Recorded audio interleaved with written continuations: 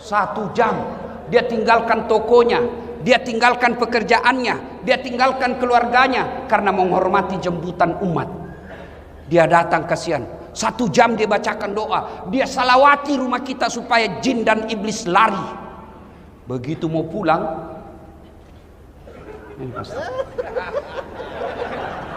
kenapa kau sembunyi? Nah, bukan uang korupsi ini. Masih baik Pak kalau di amplop, dia kucat-kucat Pak. Dikasih 50.000. Dia lihat suaminya, berapa kau kasih Pak Ustadz? 50.000 Pak. Masa cuma 50.000 kau kasih? Apa kata istrinya? Ya sudah, tambah pisang 2 sisir di situ. La haula wala quwata illa billah. Begitukah pejabat-pejabat di Riau? Hah? Tidak.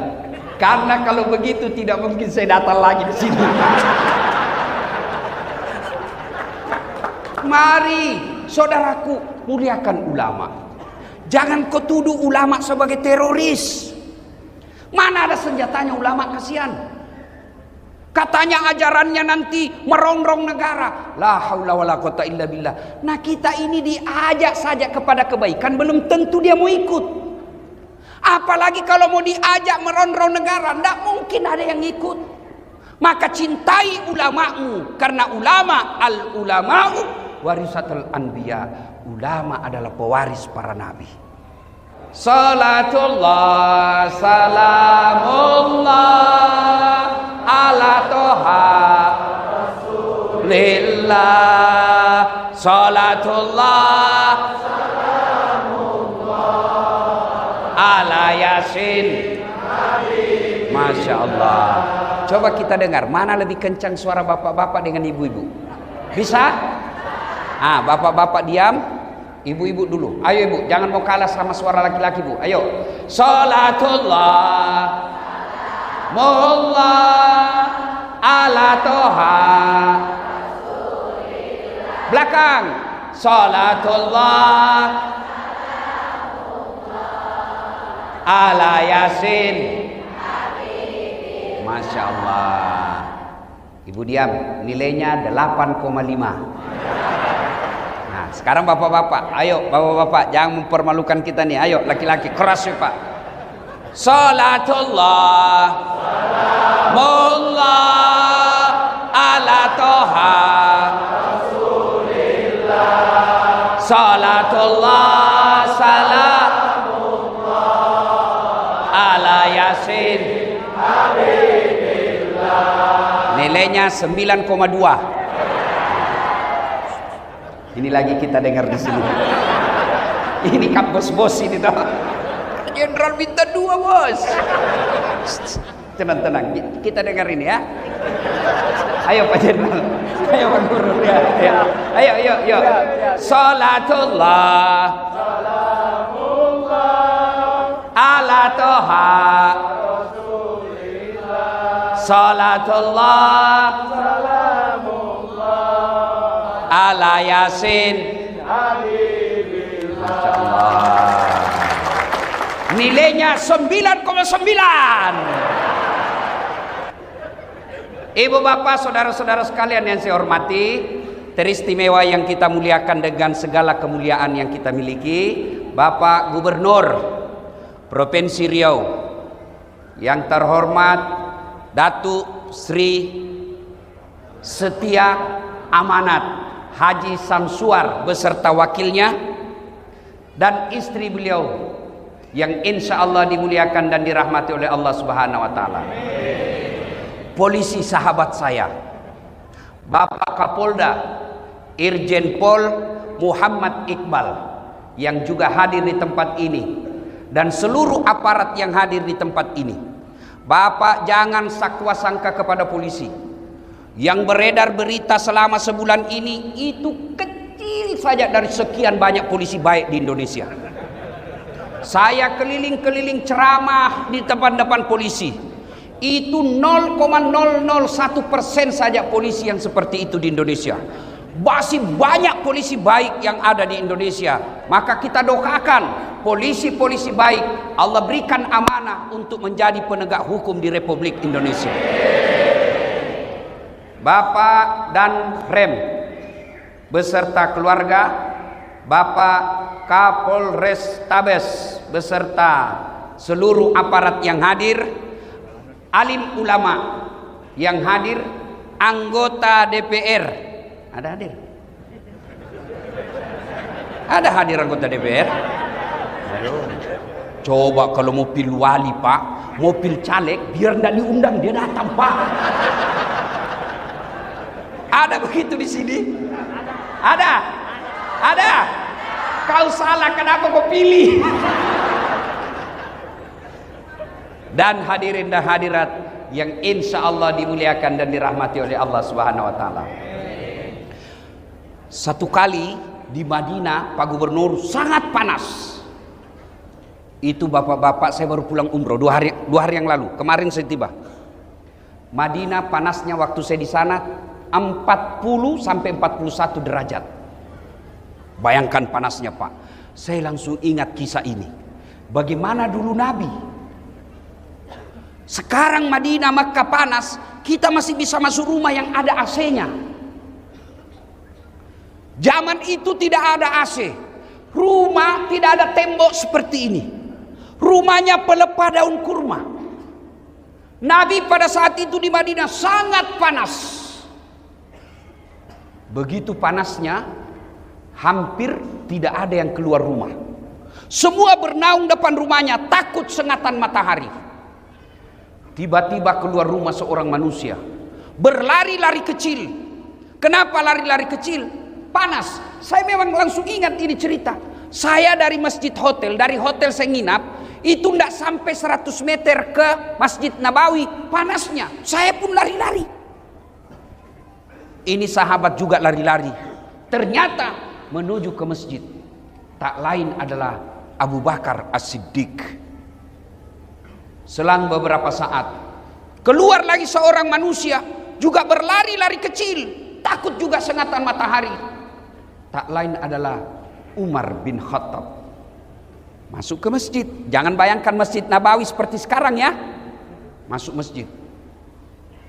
Umar mengucapkan salam. Assalamualaikum warahmatullahi wabarakatuh.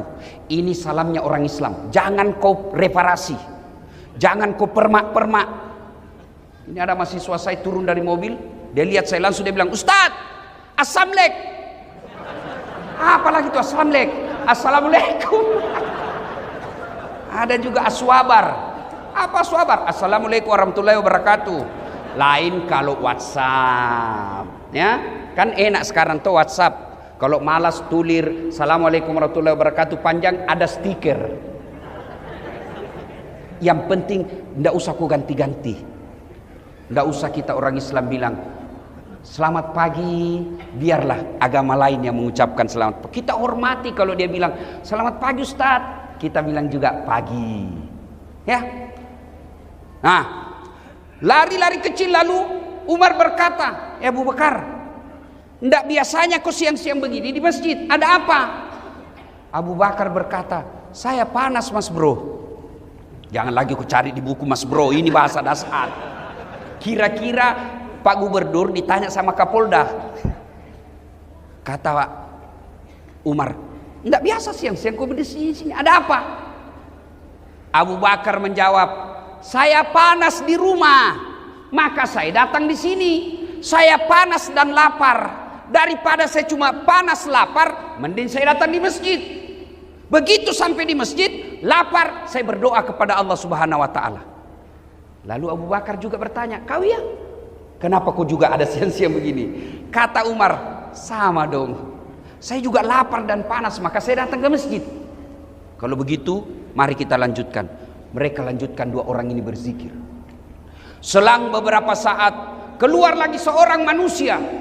Tidak lari, tidak takut sengatan matahari, tidak takut panas. Kenapa? Kemana langkah kakinya melangkah? Ke situ awan melindunginya.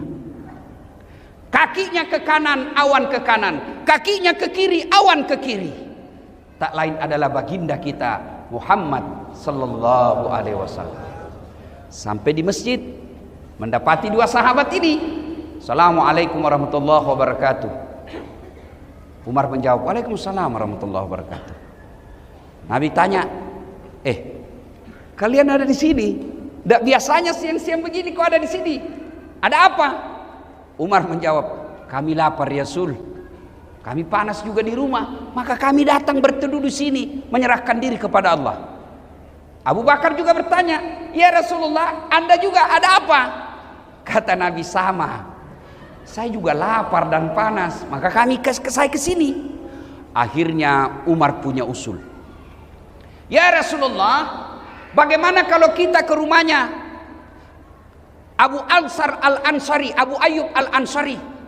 Bagaimana kalau kita ke rumahnya Abu Ayyub Al-Ansari? Lebih baik kalau begitu. Berangkatlah 3 orang ini ke rumah Abu Ayyub Al-Ansari. Sampai di rumahnya Abu Ayyub. Assalamualaikum warahmatullahi wabarakatuh ya sahibul bait. Kedengaran salam. Waalaikumsalam warahmatullahi wabarakatuh. Tapi suara perempuan. Kata Nabi, mana suamimu?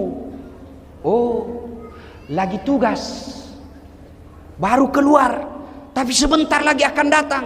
Masuk ya Rasul. Bu, ibu, oi. Pelajaran pertama, kata Nabi, tidak boleh kami masuk di rumahmu tanpa izin suamimu. Nabi, coba kurang apa amanahnya Nabi? Tapi apa kata Nabi? Tidak boleh saya masuk rumahmu tanpa izin suamimu. Ini yang banyak dilanggar ibu-ibu sekarang. Pergi suaminya kerja, dia telepon temannya, hei, tunggu saya di mall. Kau jemput saya, suamimu aman. Ya kalau dia keluar. Kalau dia masuk ke rumahnya, dia telepon teman kuliahnya, aman mas, sudah pergi. Ngeri. Hati-hati.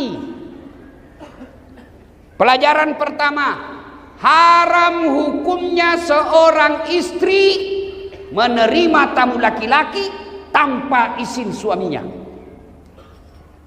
Dengar, Ustadz, saya sepupu, tidak boleh. Saya sepupu 1 kali, tidak boleh. Apalagi sepupu lain kali. Tidak boleh. Perselingkuhan sekarang yang mengancam rumah tangga kita. Bermula dari apa? Medsos. Curhat. Kesepian banget.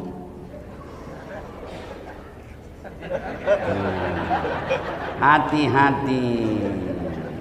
Bu, suaminya seorang ASN, ditugaskan gubernur ke Jakarta pendidikan 1 minggu.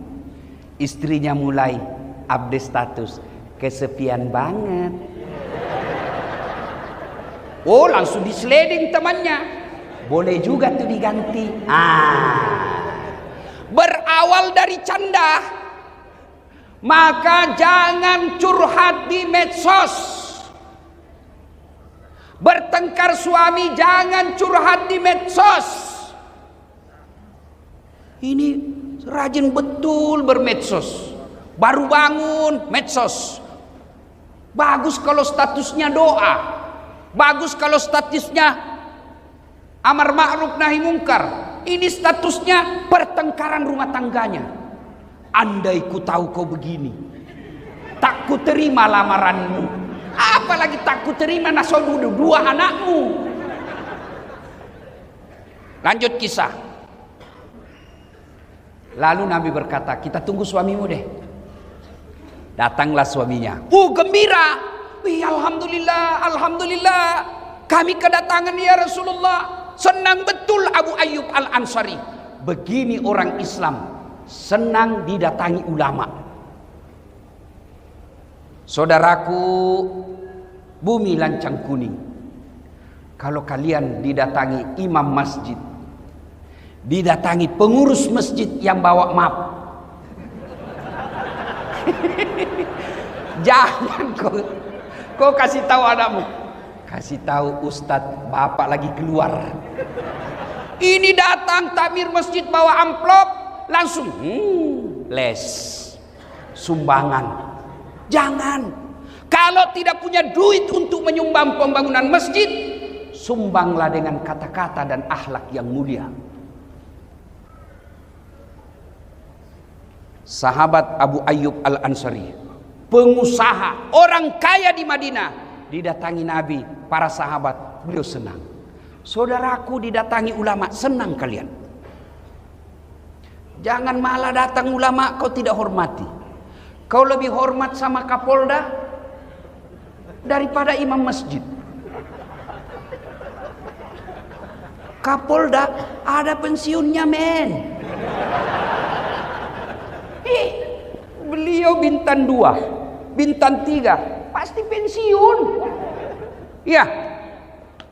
Maka hormati ulamamu. Saya tanya saudaraku, kalian bisa paham halal haram dari ulama atau dari pejabat? Kalian tahu rukun-rukun Islam dari ulama atau dari pejabat? Kalian tahu rukun-rukun sholat dari ulama atau dari artis? Nah, kenapa sekarang kalian lebih hormat sama artis daripada sama ustadz? Wih, kalau artis datang, Masya Allah, dikasih pesawat bintang bisnis, bertiga dia, dijemput pakai pengawalan tentara polisi, kasih hotel bintang 5, sampai di lokasi apa dia bawa itu artis, alamat palsu.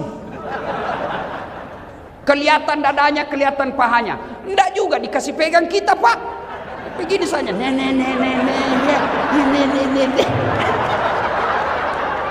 Iya toh? Iya. Adalah Pak Kadis nonton. Astagfirullah. Sudah itu dikasih duit puluhan juta, sampai 100 juta. Balik ke Jakarta, duitmu dipakai dugem, duitmu dipakai narkoba.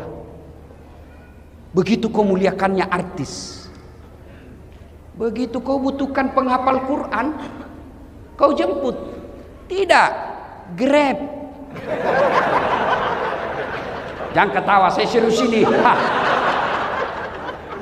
Datanglah kasihan Pak Ustadz, dijemput pakai motor. Motor tua pula. Nggak ada stang kakinya, satu di belakang. Karena gerimis, satu mantel berdua. La haula wala. Pak Ustadz bilang, masih lama dek, lagi 4 tikungan Ustadz. Basalah kita dari bawah air, dari atas air. Sampai di rumah disuruh kita hafsi, baca doa 1 jam sampai ketek pun basah. Sallallahu alaihi Muhammad, sallallahu alaihi wasallam.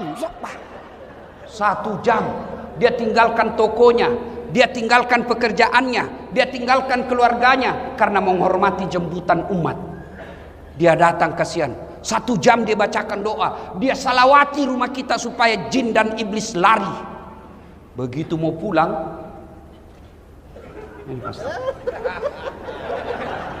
kenapa kau sembunyi? Nah, bukan uang korupsi ini.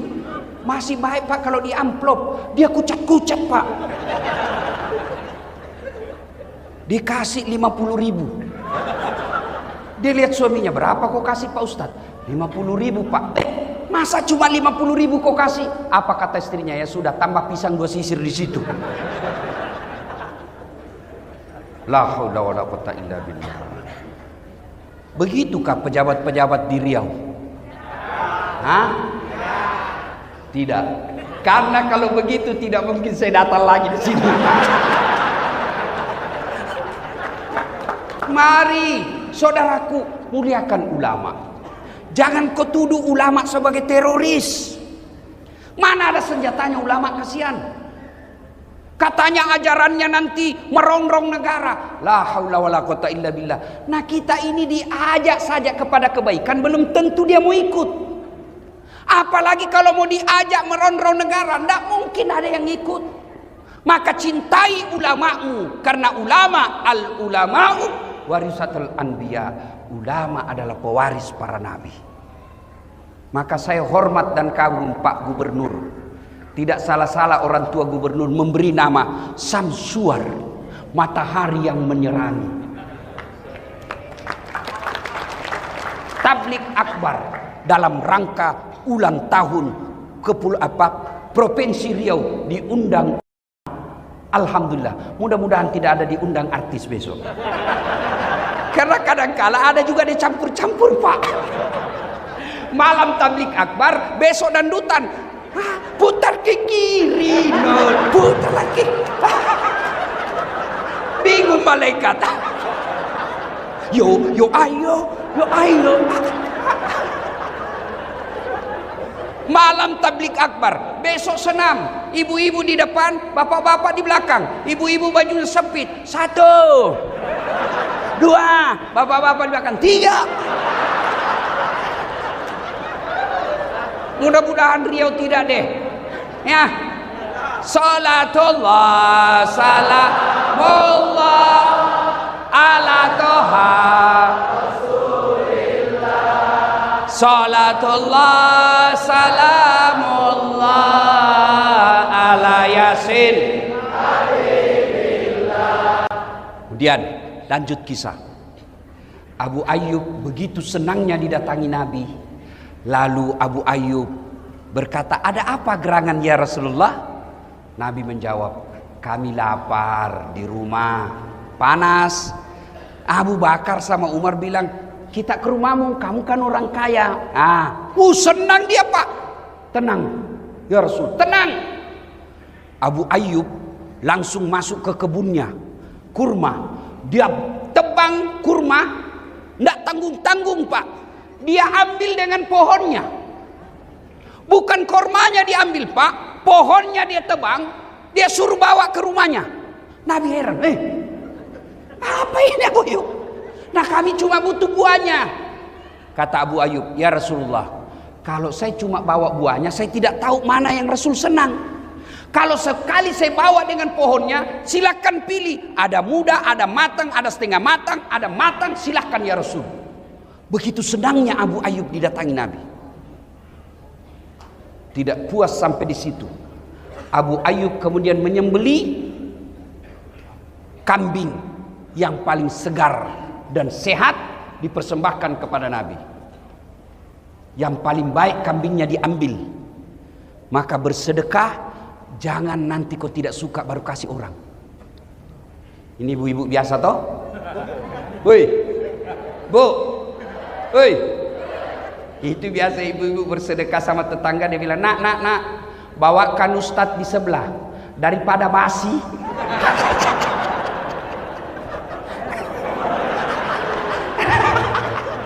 Nanti mau basi baru diingat ustadz. Yang bener aja, Bu. Ibu mau kalau kami mencret. Abu Ayyub, dia ambil kambingnya, dia sembelih. Lalu setelah disembelih, dihidangkan, Nabi makan. Ada roti, ada kurma, ada kambing. Nabi lagi makan. Tiba-tiba Nabi berkata, Abu Ayyub, tolong kasih saya piring. Untuk apa ya Rasulullah? Bawakan anakku, kasihan Fatimah. Sudah lama dia tidak makan enak. Tolong bawakan anakku. Masya Allah. Saya dengar-dengar Pak Gubernur juga begitu. Kalau makan enak ingat anak dan istri di rumah. Iya Pak Gubernurnya? Kenapa kau ketawa? Yang banyak suami makan enak di luar, istri lapar di rumah. Itu bukan bagian dari umat Nabi itu. Nabi ingat makan di rumahnya. Anakku kasihan, sudah lama tidak makan enak, tolong kau bungkuskan. Kira-kira masih adakah suami seperti ini sekarang? Masih ada? Nih semua nih, insya Allah. Makan enak ingat anak istri. Lalu setelah itu Nabi mengambil semua sampel makanan. Beliau ambil daging, beliau ambil roti. Dia naikkan tangannya, kurang lebih seperti ini. Nah, Nabi begini.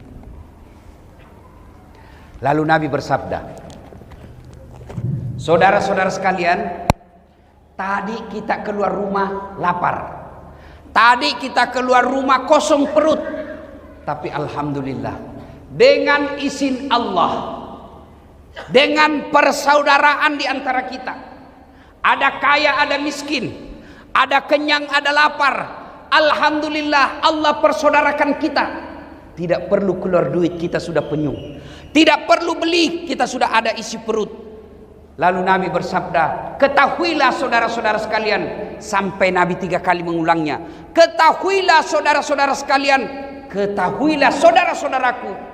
Semua yang masuk di lehermu, lewat di tenggorokanmu, masuk ke perutmu, tak setetes pun yang lepas dari tanggung jawabmu nanti di akhirat. Semua nikmat yang masuk di lehermu akan dimintai tanggung jawabnya. Kemudian Nabi mengucapkan, al-yawma nahtimu ala afwahihim wa tukallimuna aydihim wa tashhadu arjuluhum bima kanu yaksibun. Sadaqallahul adzim. Apa hikmah dari kisah ini? Satu, tidak ada satupun manusia yang tidak ada masalahnya. Kurang apa cintanya Allah kepada Nabi, sampai Allah pernah jelaskan, andai bukan karena kamu Muhammad, saya tidak ciptakan dunia dan isinya. Karena cintanya Allah, Allah ciptakan dunia dan isinya untuk Nabi. Kurang apa cintanya Allah kepada Nabi, sampai Allah jelaskan, ya Muhammad, kalau ada dosa-dosamu, aku ampuni. Ya Muhammad, haram seluruh Nabi dan Rasul masuk ke dalam surga sebelum engkau lebih dulu masuk dalam surga. Itulah cintanya Allah kepada Nabi. Tapi apakah Nabi tidak ada masalah dalam rumah tangganya? Kisah tadi, Nabi pun lapar dan panas. Maka saudaraku, tidak mungkin ada manusia, tidak mungkin ada rumah tangga yang tidak ada masalahnya. Ini orang-orang hebat depan kita. Bapak pikir ini orang tidak ada semua masalahnya?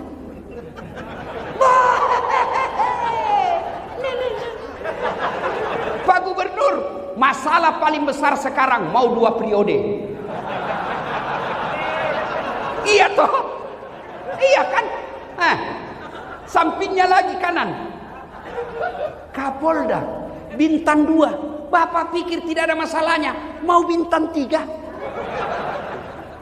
Ayo, ini yang pegang mic berdiri, sampingnya wakil gubernur, mau naik sedikit. Tapi setelah gubernur, ini orang muka penuh masalah semua ini Pak. Mana ada orang tidak ada masalahnya? Nih, Dasat Latif. Paling banyak masalahku sekarang. Apa masalah sekarang saya Pak Gubernur? Banyak janda-janda curhat. Waduh, Ustadz, baru meninggal suami saya. Tolonglah kasih saya doa-doa penenang, supaya hati saya sabar dan tenang. Saya kasihlah amalan-amalan. Lama-lama selalu curhat. Akhirnya dia bilang, Ustadz, maukah Ustadz menjadi imam dalam hidupku? Saya bilang, mohon maaf, saya bukan imam, saya penceramah. Kalau ibu mau imam, saya kasih Pak Danrem. Kata Pak Danrem, kiamat Ustadz, istri saya jenderal. Mana ada orang tidak ada masalahnya Pak? Semua kita punya masalah. Ayo, satu, mari kita lihat pegawai. Ada yang punya NIP, ada yang tidak. Yang punya NIP namanya pegawai negeri. Yang tidak punya NIP namanya pegawai honor. 5 tahun PTT, pegawai tidak tetap. 5 tahun kemudian TTP, tetap tidak pegawai.